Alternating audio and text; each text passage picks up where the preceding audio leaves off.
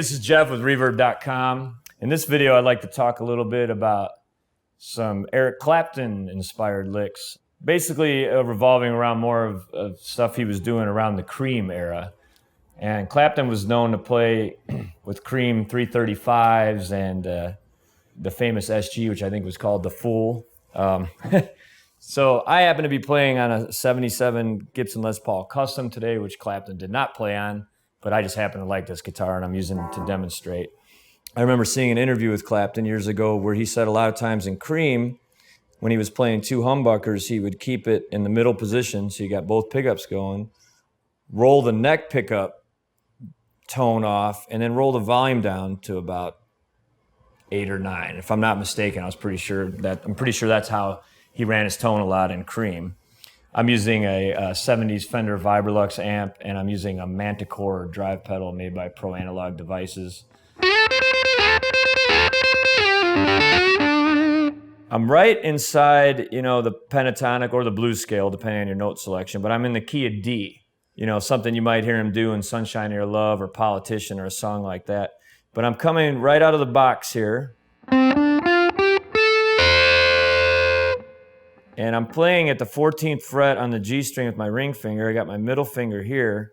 And I'm doing little triplets on the B string after I play this note. I'm kind of sliding into them. And when you're on that, you got that tone rolled off on that neck pickup, you get that nice woolly kind of warm sound. And then I'm kind of sliding back.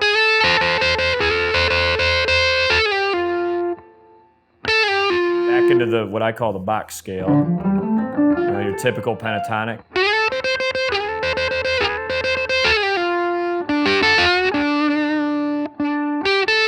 And then Clapton does this thing, a lot of other players of the era did it too, where he's folding his ring finger over and hitting the 12th fret of the D and 12th fret of the G string, the octave. And then he would do these real subtle, almost like a quarter bend.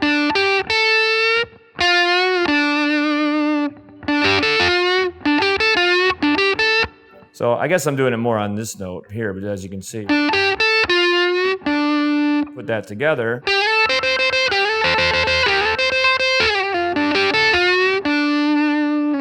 So that'd be very typical of something Clapton might play in a Cream song. Another cool lick of Clapton's that you might hear in the Cream era arsenal. And you notice here I switched to the bridge pickup. You could do, when I explained the tone earlier,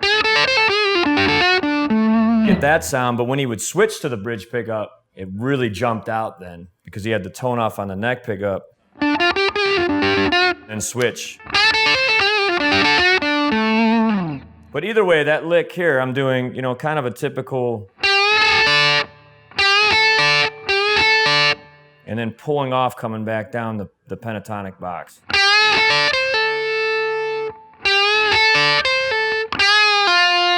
And I'm ending it just like I ended the previous lick. And then just adding the 5 tone there.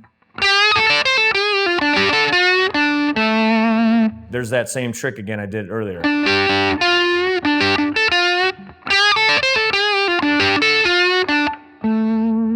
A lot of the time he would do it when he heard the band getting ready to go to the 5. Land on it there.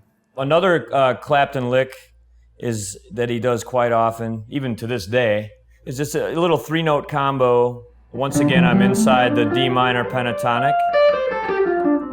It should be I'm basically at the 10th fret here, going to the 13th. So I'm picking the 13th and then doing a hammer-on pull-off where I'm only picking this note. And then I'm hitting the 12th fret on the G string.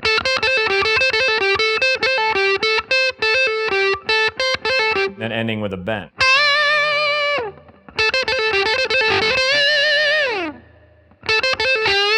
You could bend that note too. There's so many variants you can do with these, but that's the basic idea.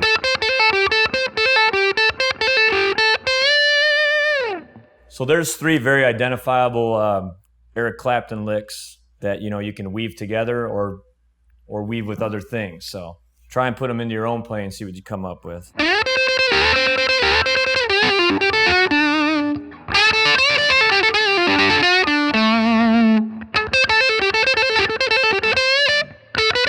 Bye.